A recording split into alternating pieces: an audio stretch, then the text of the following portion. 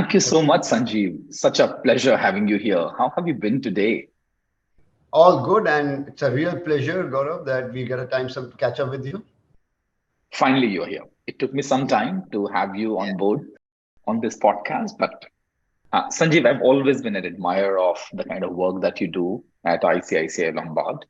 And apart from that, I've been an admirer for you because the kind of life that you have lived, the kind of stories that you have to share, the kind of hobbies and the interests that you have been able to nurture all these years. So let's take a dive into your life. If you can share one of those few of those traits that you have picked up from your childhood that you continue to cherish and leverage today as well. Yes, interestingly, when you take back in terms of where I got started, I must quickly add to where I come from. Basically, my crucial years, which are the critical period of your life when you are far more impressionable than otherwise, got started in a very small town called Ujjain, which is in NP.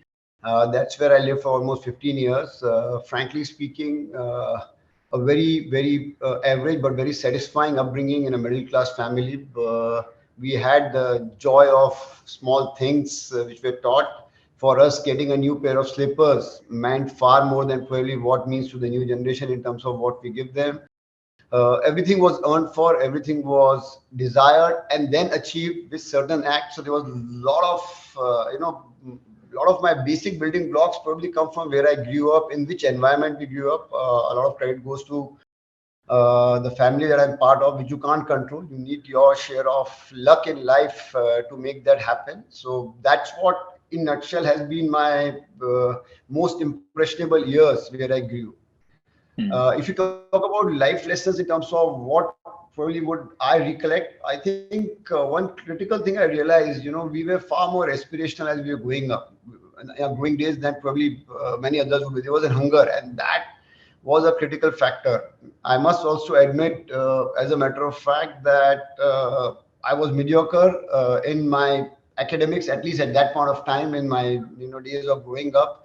Obsession was more driven by sports, and in hindsight, if I look at it, it has played a very critical role in my existence, because sports is an activity, you lose every day but you're not a loser. You kind of keep building up, and that has probably been a lot of life lessons which we have a whole episode on what is sports and in which way can it build a person in terms of teamwork, in terms of acceptance of losses, and so on and so forth. There has been a very critical play. So if you ask me, the whole background, the ecosystem, the way and the environment that I grew up played a big role in making me what I am today, in that sense. Thank you. Thank you for this beautiful lesson that you've already shared with us. You said you lose on daily basis and yet you are not a loser. And I'm sure all those audience who are listening to us right now, with those one or those strike offs, they tend to, at least I have labeled myself as a loser just because I've lost something. It could be a loss of a face, it could be a loss of a contract, it could be losing and not scoring good marks in a paper. And then I label myself a loser. So you lose on daily basis and yet you are not a loser. Thank you so much, Sanjeev, for bringing that. Sanjeev, we all have role models in our life. And since you're talking about the impressionable ages, we all get influenced in our lives. There are people who have impacted us beyond our imagination. Who has influenced you the most in your life? It's a very interesting question in terms of who's influenced me the most. Clearly, you fall back on parents, and when you fall back on parents, it's like asking parents which is your favorite son. It's a tough question to reply, and for me, it's equally difficult. But in terms of someone whom I'm admired, who had in the growing up years in particular, I was very close. I think my mom, amazing lady in many ways. I think she has had this huge balance that she created in life. I'll give you one anecdote. Probably I'll fast forward. In our growing years, when promotions meant a lot more in our life, I reached out to her once when I had a very good so-called increment and stroke, career growth. One has to speak about it. At that moment, all I expected was celebration, jubilation in terms of what you have done, and in that moment, that call, and those were those landline call days, right? There were no mobiles in those days. So जो मेरा call गया, she came back to say कि, you mean a lot. It's good that you got what you wanted to, and I'm sure you deserved it. But we would still love you as much as we would if you wouldn't have got all this also. So you should just stay where you are. So this middle of the road approach. Uh, so it's like this, they keep talking about it. When things are really going good, it's unfair to think it's because of you, and things are going very bad, which happens in every career. In intraday, there's so much of fluctuation for all of us. I mean, if you do summations of life, God knows what all we all must have faced, whether me or you, Gaurav, we all have stories to speak about it. She added a sense of calmness, sense of, by giving upfront feedback in terms of what's to be appreciated, what not. It balanced me a lot more.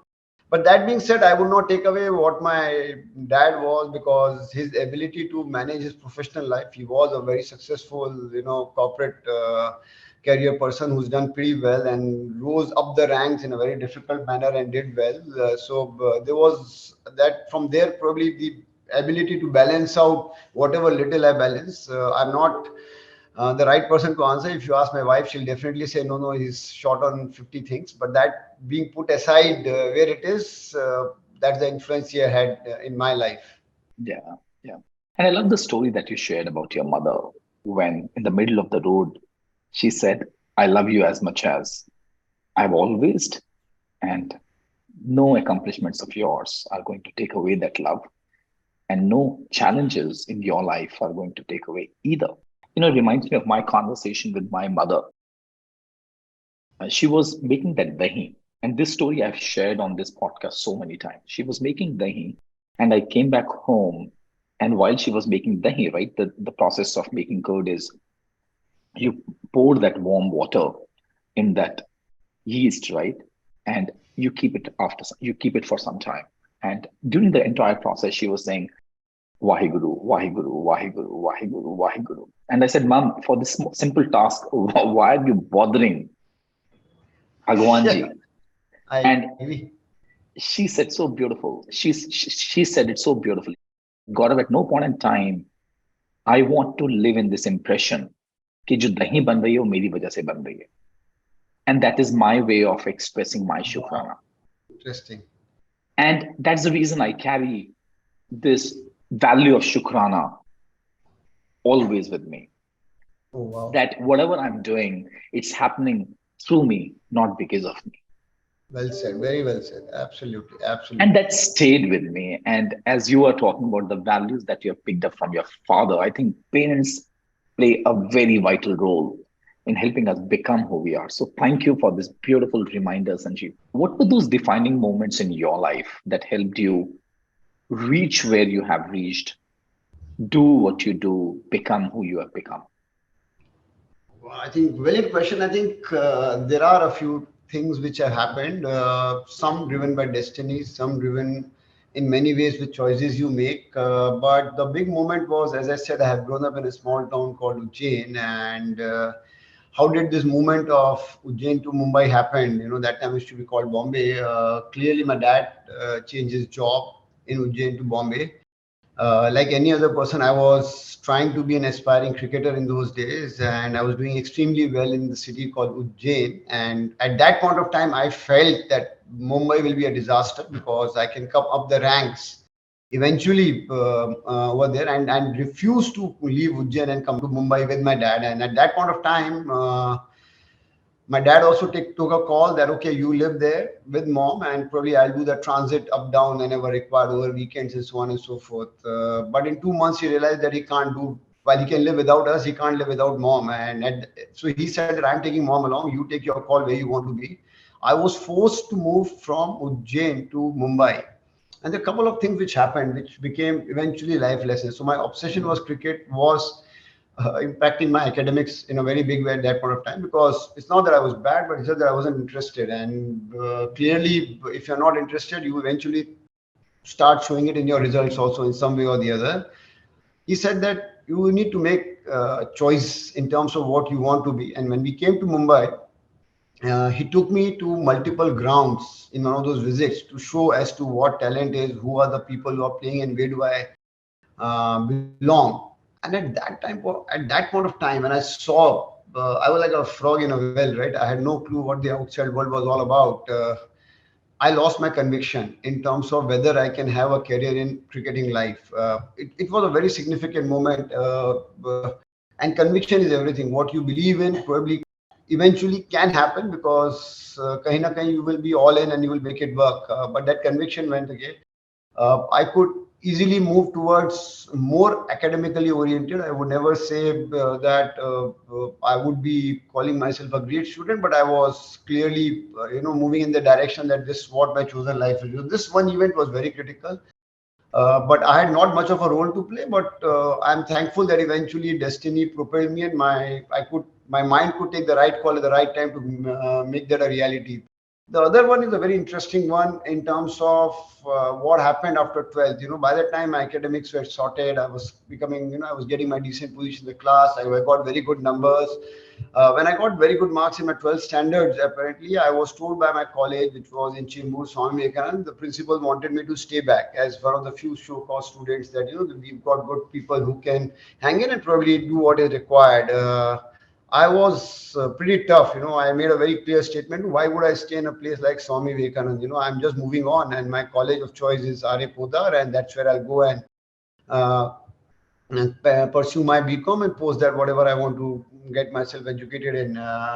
Interestingly, when Podar list came in for admission, I was probably among the top 100 students, blah blah, in Mumbai, and blah, all of that thing was there.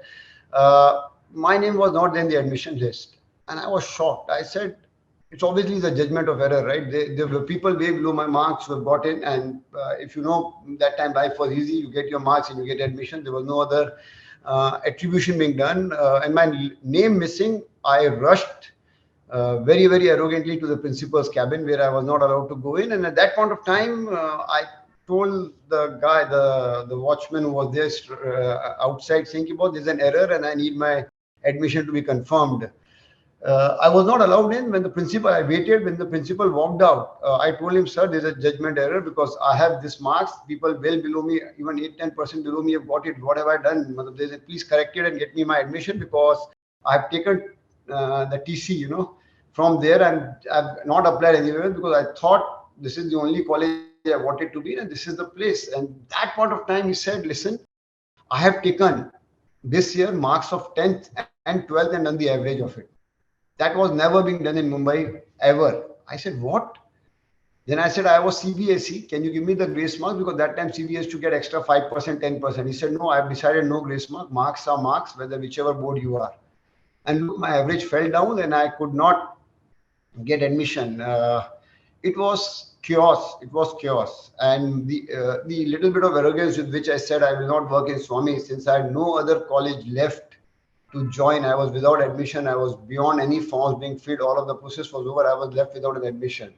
At that point of time, Gaurav, I had no choice. I went back to the principal at Swami and I told him, give me an admission. I really don't have an admission. And I got admitted there. And I was living life probably in a shell. As luck would have it, my folks knew I wasn't comfortable. He said, let's apply for Sydenham. I said, why will Sydenham take me? Which was typically that time the best college. I applied. In a month's time, Sydenham had some cancellation and they gave me the admission.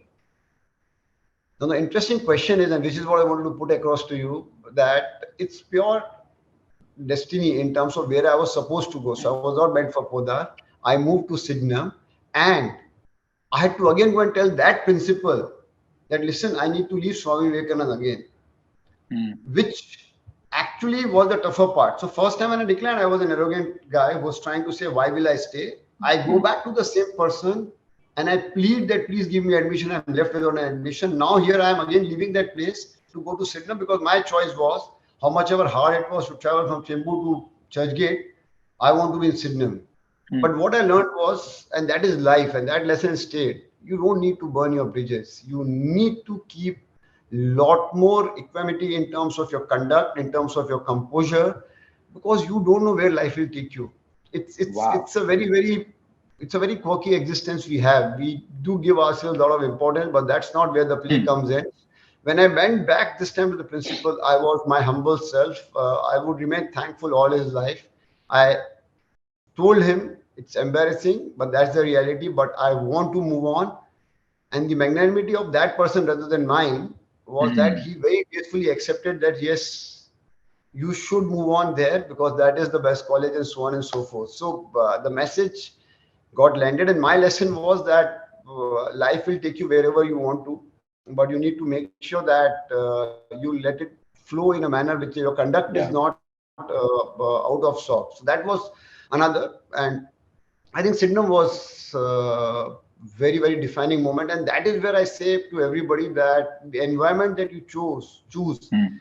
at times can make you better than what you are. And Sydenham was full on exposure. It Mm. was a townside college. There were a lot of people with a lot of wealth as well as a lot of intelligence. You need to pick your people, but it was truly, truly transformational. So, I mean, Mm. there Mm. are a couple of things in terms of what I'm able to narrate about uh, what had an impact and what changed me. Yeah, thank you. Thank you for such a beautiful narration of what happened. And as I'm just reflecting, you said that's a question that I have for you, Gaurav. I would say there's no question for me, Sanjeev. From where I look at life, when people ask me, Gaurav, how have you been able to reach where you have reached? What are those defining moments? I personally believe if there are two pillars which have supported me reach where I've reached, help me become who I've become, I would say the first one is grace. People call it luck, people call it destiny. I call it grace. It's sheer luck. It's sheer my good fortune that I'm born in the family that I'm born into. I'm friends with the people that I'm friends with, the education that I got, the people that I worked with, and on day-to-day basis, the kind of people that I get to speak to. For example, this opportunity to interact with you, Sanjeev, is I think it's if it's not destiny, I don't know what to call this. That's one. Second thing I believe is what has worked for me in my life is genuine connections. I mean, I personally believe that once I make good connection with someone, I make sure that I should be of some service to the other person. And when I'm saying service, is the question that I ask myself is how can I be an ease to work with? How can I leave the other person with a little bit of hope that he did not enter the conversation with? And as I was listening to you, I was reflecting, and you have already acknowledged the magnanimity of the principal. In the first go, when he requested you and when you denied, he accepted that. When you reached out to him again, he accepted that. Third time, when you reached out to him, he accepted that. Yep. And here I'm wondering what a beautiful human being he would have been, Yeah, absolutely. where he's willing to accept the so called arrogance, the so called surrender, the so called the growth. Three different phases you showed up, and he was willing to accept you Absolutely. fully and completely. What a beautiful magnanimity. And the beauty of these instances is, you know what, Gaurav, is something which I remember. He wouldn't even recollect it, right? Because he's dealing with thousands of students. It's a huge institution.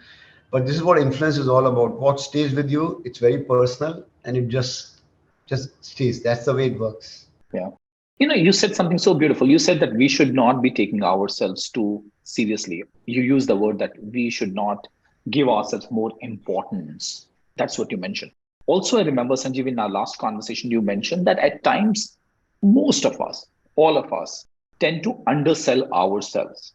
So, my question is, what do you think? Where does that come from? And what can be done instead? I think very well said, Gaurav. And I'll see this part of it. So I'm aware of the fact that I've been being in a job which is primarily driven by numbers, sales, and so on and so forth. This communication of push and pull on targets and so on and so forth is a part of my existence. But the acknowledgement of it came to an instance, which is why I'll reflect and tell you, "Ki, yes, there is a challenge. I'm rehabbing with a particular injury that I have at this point of time, and I got a new coach for myself. His name is Vipul, and he's a very interesting person who himself is a chartered accountant, but he's following his passion of being a physical trainer rather than following a profession like me, who's working in a more conventional manner in a company and doing a job. Clearly, so when he used to ask me, I used to put weights, and you'll say, "How was the weight?" My answer used to be in English, which said that it is okay, it is fine, maybe not. And he said, "Why are you underselling yourself?" That's where he started telling, and I used to get very annoyed. For first few occasions, I really pushed him back, saying, "Why do you say underselling? Because it's not fair." And that's what age does to you, right? You harden your own existence, your own beliefs, and you think that you're not underselling. He said, "I'm just giving you a reply for a question." He said, "No, on a scale of 10, you need to start telling me whether it was 6, 8, 9, wherever you felt. 9 means it was really tough, 6 means it was relatively easy. I want finite answers because I can see the movement. I have enough observation power to know that you are very comfortable, but you want to not take the next level." And when he gave me this whole description for 10-15 minutes in terms of how I'm reacting, and he was like a principal who's trying to say, "I don't want you to understand. If the weight is light, you say increase yourself rather than I insisting, because when I'm insisting, you feel I'm pushing it on you, while you could actually from your own mind accept it." So if you see our own existence of what we do in working life, we have a tendency to say that if I'm going to do X, I'll say, "No, no, X minus 20% is what I can achieve, because if I achieve X plus 5, X minus 10, above 5% on that, I'm better off." So this to me got stuck, and I realized that a lot of times in life we have a tendency to underplay because you don't want to put your neck up. Clearly, I can narrate one small incident to make my point. I was doing a lot of half marathons at early part of my running days, and people started saying, "In next 6 to 12 months, what next? Why don't you do a full marathon?" I wasn't willing to commit. I said, "No, I will see." In my mind, I was clearly, calculating. My heart wanted to do full marathon, right? Naturally. But then I made a self declaration that if I do my half marathon under 2 hours, then I'll probably try for full. Otherwise, I won't. It continued for 2 years. Nor could I give a shot, nor could I do my half between 2 months. And then finally, I said, "Let me register for full." My first reaction for registering for full was, मैं register करूंगा पर किसी को बोलूंगा नहीं, सबको ये बोलूंगा half कर रहा हूँ. So this is another classic case of underselling it. But frankly speaking, it's a stupid thing to do. Eventually, I realized that by declaring your plans of what you want to be, you make yourself physically and mentally far more acceptable. You align, your ecosystem aligns, your own mind with your heart aligns, and then you can achieve it. Eventually, in a rough conversation with someone in a party, I say, "Of course, I am also doing full. I didn't tell you." And phew, I felt liberated. I thought I've taken a weight out of my chest in terms of disclosing it. This is what I want to do. Yeah. And the next half, which was a preparation to full, I did under 2. Probably after that, I've done so many of them under 2. So what, probably in hindsight, when I say this underselling business, that मैं ये ऐसे कर लूंगा वैसे कर लूंगा, इसके बाद I have decided that I want to put across my plans to as many as possible, because it's only fair, and there's no shame in not achieving what you've spoken about. But the fact is that alignment is complete.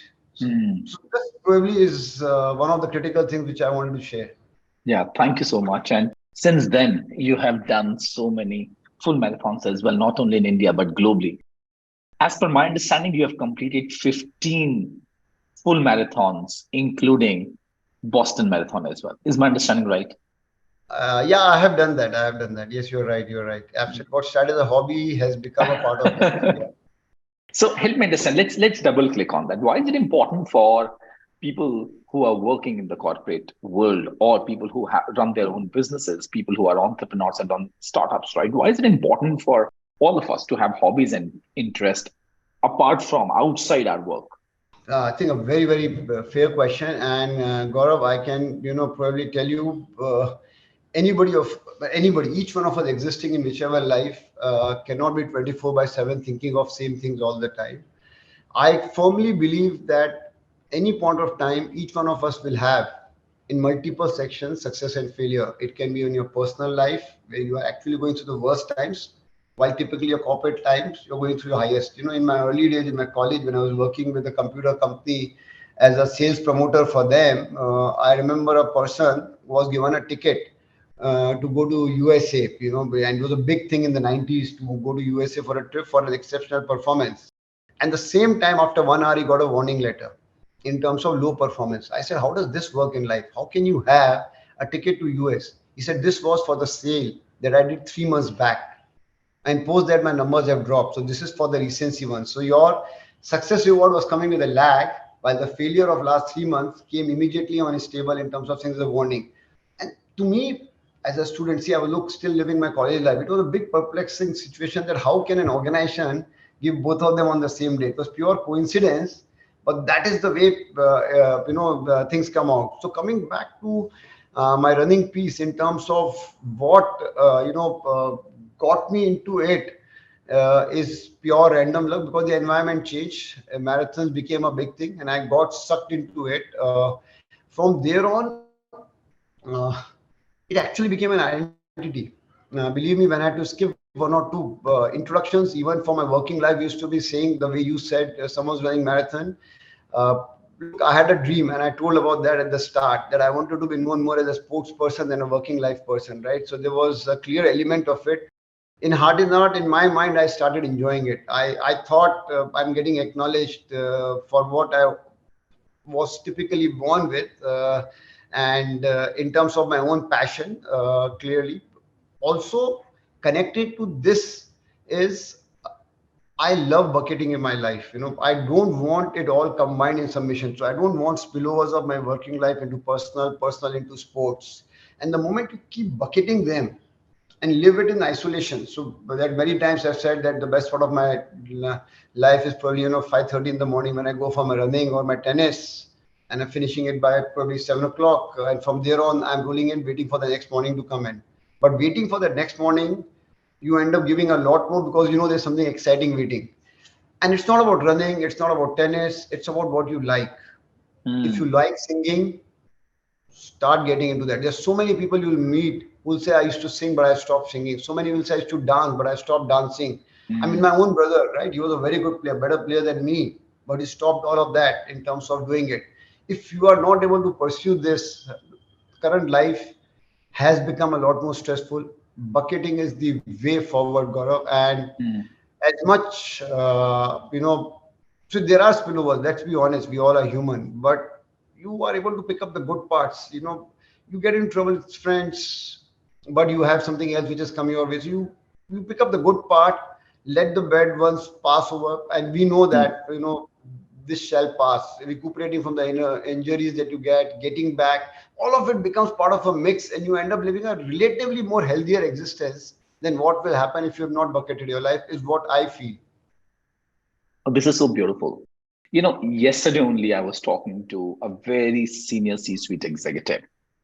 He Mhm. happens to works and he happens to work in a technology company, and he was talking about something called portfolio life.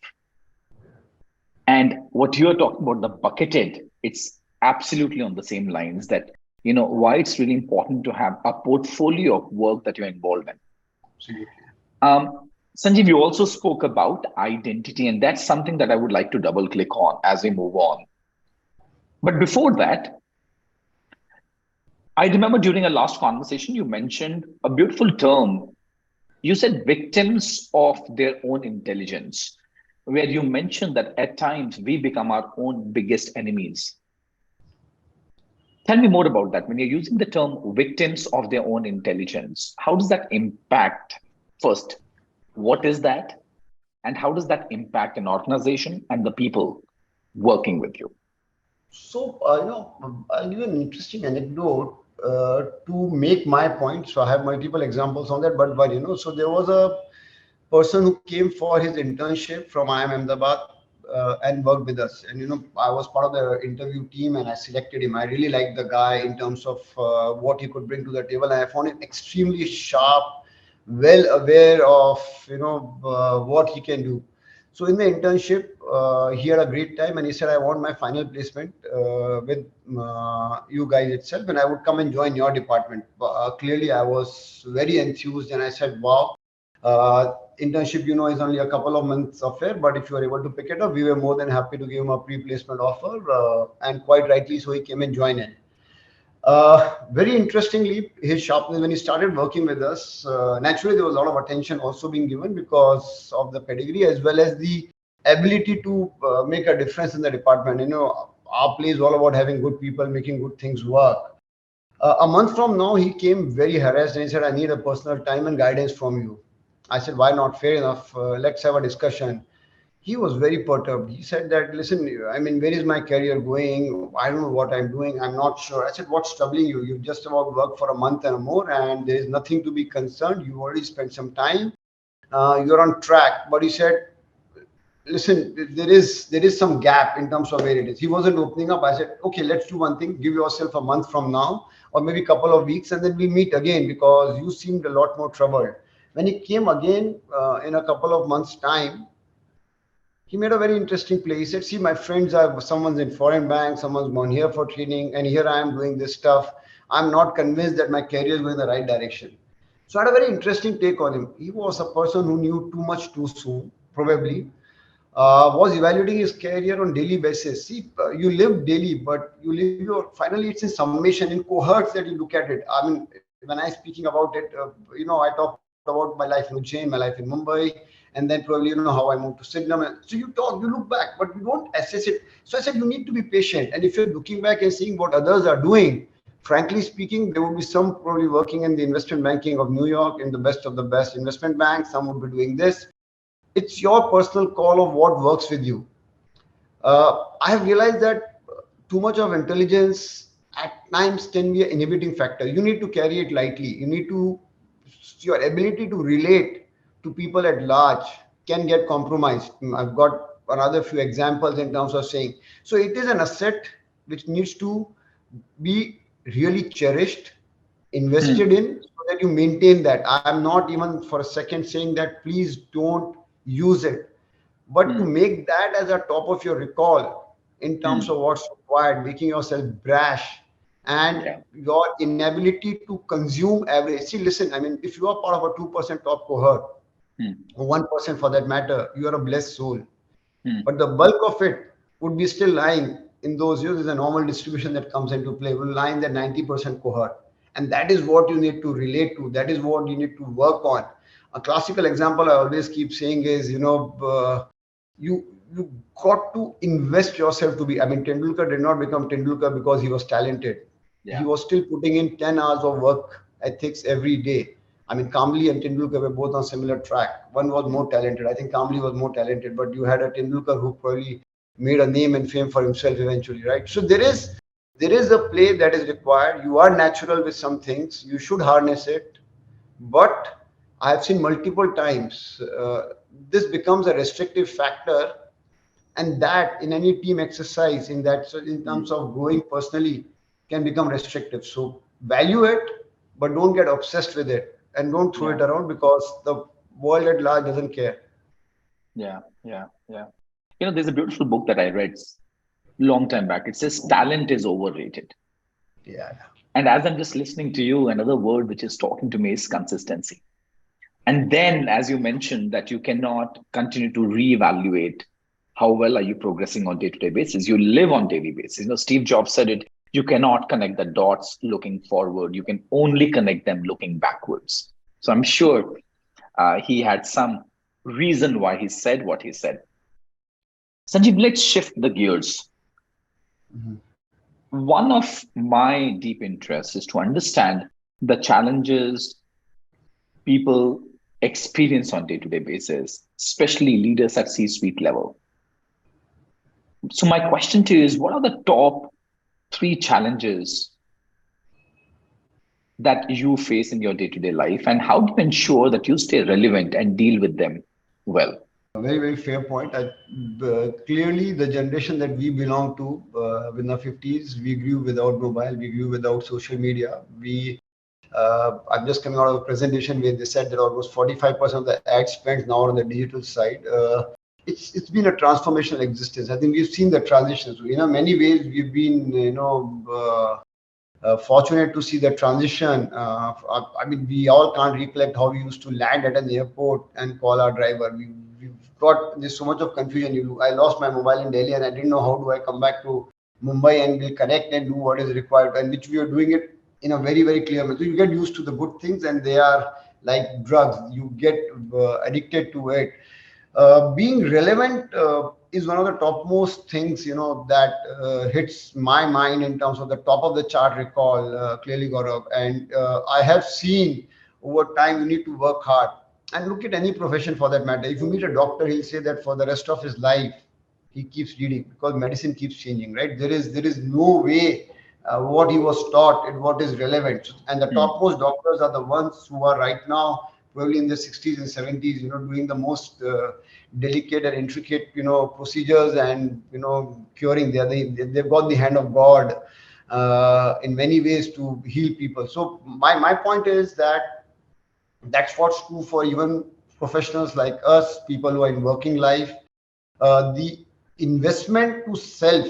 So we work for a brand. Like I'm blessed to be supported by a brand which is far bigger than people like me and can survive without people like me. So my own belief is in a C-suite existence which you're talking about, if at all there is a term like this. I have my own views on these things, but that being said, we need to make sure that we draw benefit of it. And I believe that clearly this brand has invested a lot more in me to make me look good than what I could have contributed to make it look better, right? So we're doing our bits and pieces, but clearly we are blessed to have it. If you take the brand away from where I work, I don't even know how many LinkedIn followers I will have. I don't know how many friends I'll have. There is of course some bit of a belief that certain cross section of people will probably be there, but that's again my presumption, still to be tested with time.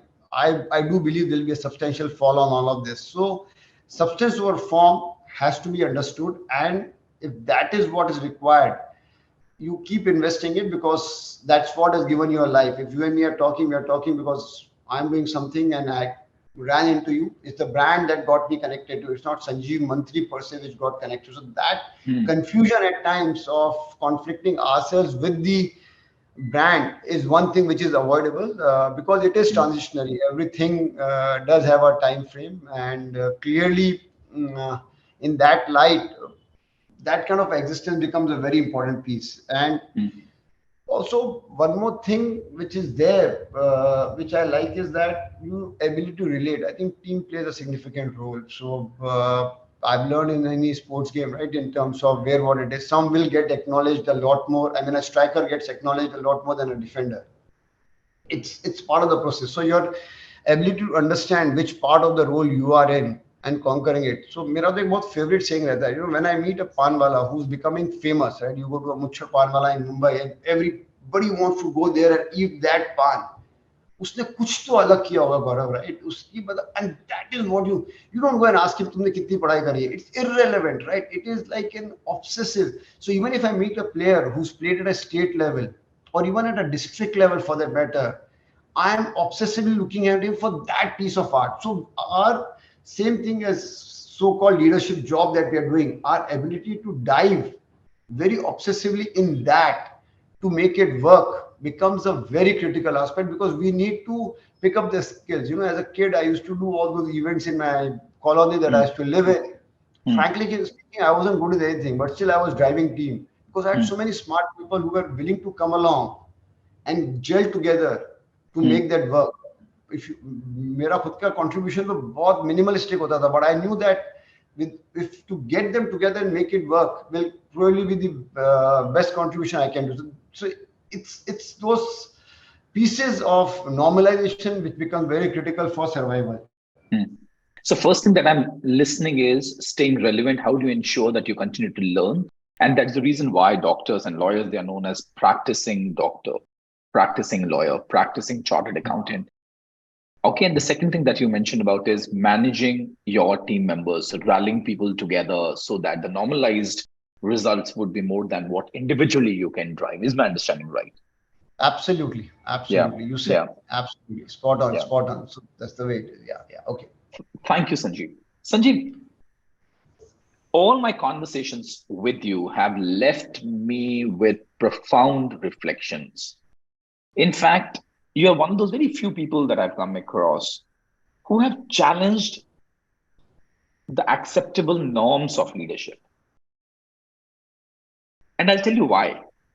In all my interactions with senior leaders in the corporate scenario, people talk about leaving a legacy. I remember a few years back, I heard Oprah talking about that I don't want to leave a legacy. I don't believe in the concept of legacy. And during one of our conversation, you accentuated on the same lines where you spoke about that you don't believe in leaving a legacy. In fact, in your words, you mentioned, I'm not impressed with the word legacy. What's behind that? And what could be another perspective that I might be missing out on? No, I'm sure, Gaurav. I don't think you're missing out anything. I have a much broader view. It's not that we have not grown up finding people who have left legacy and tremendous respect for what they've done. They've seen leaders right behind on the screen. I can see Obama, Mahatma Gandhi, King Martin Luther. So there is so much that is clearly there. So I am no one to be saying that it's not relevant from a leadership perspective. But that being said, I have my own take, and I probably give you an explanation to make my belief in terms of what I'm trying to communicate. And I use an article, which Rahul Dravid had written probably in the 90s when he was still playing for India, that he had a chance to go to a under 19 camp in Bangalore, the academy which was there at that point of time also. So he saw the under 19 people playing, and practicing over there. He felt that each of the players, there was a bunch of 30 players getting trained over there, were far better than what he was in that particular age. They were like completely, rock stars. And he said that was each of them can become a Rahul Dravid or maybe even way beyond from the talent that they possess. But in that article also he went on to write, and that's where my take came, that out of these 30 people or who are practicing and who got to interact with him, probably one or two will play for the country, or maybe even not that. Another 5-7 will play for the state level, another few will play for the district, and so on and so forth. So they will do what is required, but they will all move out of the life. But will you call the guy who played only for the country successful? Or the other 28, 29, some will run successful businesses, some will have successful corporate life, all of that will come into play. What does success mean, right? So it's easy to make your own judgment and get obsessed with it in terms of saying the guy who played for country are the rock stars because they will be known, they will be acknowledged, and some will play one, some will play 100 test match. You can still Google out. There's so many of them who have played less than 10 games for the country and they never played, but they played for the country. Are they all unsuccessful? My one thing is that yes, you need to convert your habits, your strengths into art. Like a Panwala example, right? He converted. He was making pan. He wasn't good one day, but he kept investing. You keep hearing stories of auto drivers who keep newspapers, keep music systems. They attract customers. So what they've done is they have become so driven that they've gone on to excel. I think that's a relevant piece. Uh, Circumstances can make you leave legacy, circumstances can even make you not leave legacy, right? There is a role that comes in, but you go all in and you do what is required, not obsessively driven. And this obsession with legacy at times, and I was part of lending to SME entrepreneurs, and I was probably doing lending to SME entrepreneurs the best time India has gone through as a phase. India's shining phase of 2002-3 to 2007 before the global financial crisis happened. This obsession to get acknowledged, obsessions to make this can at times take you over the top. And you may, and look, it may work, it may not work for all, right? I cannot lead anybody's life. In marathon has taught me this, right? If my body is able to run a distance of marathon, and life not being a sprint but a marathon, it's hard to copy others. It's hard to get driven to say, because if we can do a full marathon in 3.5 hours, probably Sanjeev can. I may have injuries. The process rather than the outcome, the journey rather than the destination can be far more defining. And that is where it's important. And it's not for me to judge whether it's legacy or what. It is what it is. Thank you. Thank you so much for bringing that aspect. In fact, the natural progression and the next question for me is going to loop in when you use the word identity. And then you use the sentence where you said that at times we tend to take ourselves more important. You also spoke about that The brand that we represent is much bigger than who we are. On the contrary, in today's corporate world, Sanjeev, you will find that people tend to take themselves too seriously and more important than they actually are. And because of which, what happens is when they take themselves too seriously, they distance themselves from the reality. What's happening at the grassroots level, at the ground level? How do you ensure that you stay grounded, both literally and metaphorically? Because in all my conversations with you, I've never smelled an arrogance, any kind of air. I think you're being kind, and frankly speaking, this is one part is hard for me to judge personally. And if you're saying it, I would accept it with all humbleness. But it's a lot to do with upbringing. Probably life has been a leveler, in terms of many things. And I can tell you, all of us, and it's a big one which I believe in. We have been very lucky because life has given us not even second chance, third chance, fourth chance, and then we have been able to make it. Look at the admission piece which I spoke about it, right? Not getting into Poda, getting into back to Swami, and then probably to Sydenham. Clearly, it was all about getting multiple chances. So there was a moving mass, of course. The decision had to be taken, and somewhere I said, let's go and be in Sydenham. Was I daunted initially? The reality of life is, yes, I was daunted that to be in a townside college where you've heard stories about what all it leads to, but I've realized whichever environment you go in, you do find and you do manage to get like-minded people, and you can probably live through it in whichever way it is. I remember meeting my friends in Sydenham, and I was trying to overwhelmingly prove to them that I belong to where truly actually I didn't belong. And I went out for a lunch with them from college, and I realized that what they spend over a lunch is something which I probably spend over next 2 to 3 months. You had to retract. So there are, and it was not about the fact that I couldn't afford it. That was the least of my worry. It's about how do I get people who are like me, and you find it, and they're equally there. And your time can come if you hang in. So Mm. there is that play that comes in, and it's a lot to do with the ecosystem which you are part of, which keeps you where you belong. And sports, I think, has made me realize that you cannot win every game. Every shot that you hit will not go where it's supposed to be, and there will be days when you will hit everything which will go and touch the line, and there will be days when you will not. So as a person, I am not the one who can believe it, but good days, if you can make it count more than the bad days, you will probably get sorted eventually. Beautiful. What a beautiful learning. As I'm just listening to you, I'm going back to the statement that you made that I might lose on day one and day two, and yet I'm not a loser. Similarly, I might win today and tomorrow, and yet I'm not a winner.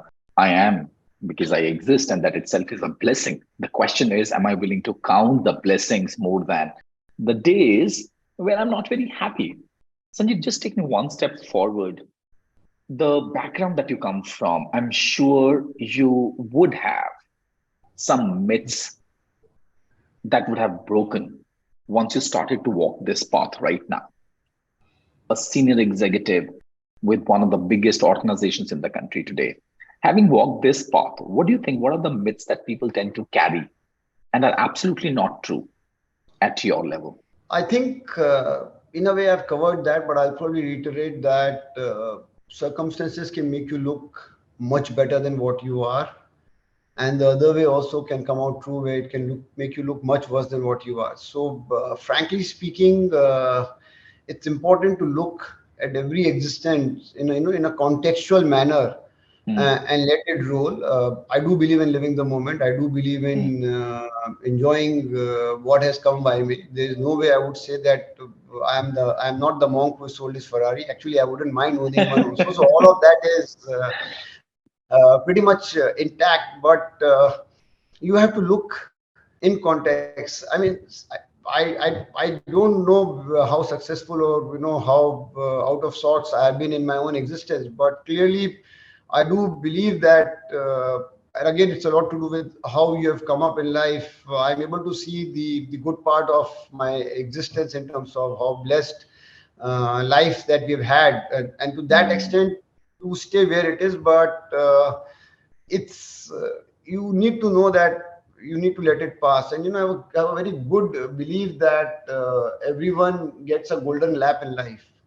Mm, And that golden lap, most of us don't even realize that we are going through a golden lap, and it does pass out, right? In the end, it's not a perpetuity one. So that acknowledgement of the golden lap, which you're running through, where everything what you touch eventually becomes gold, and when that run gets over, you feel that everything is becoming mud. It's something which is you need to adjust to and you live with. It's like an aging body, right? What I could do in mm, 20s as a sports person, not able to do in my 50s. So but I haven't taken away the enjoyment that comes out of that. Probably I could play 7 days a week, but now I play 3 days a week. But since it is becoming less, I've started enjoying more. It was mm. very high, but it wasn't there. So there is a very, very clear acknowledgement of existence. Thank you so much. Thank you so much, Sanjeev, for an absolute insightful conversation. Just the last question. Having lived the life that you have lived, what do you know for sure with 100% certainty? Good one. I think clearly, Gaurav. So I'm 100% certain that in the long run we all are dead. There is no confusion. There is a finality to our existence, and Yeah. that has to be acknowledged and accepted.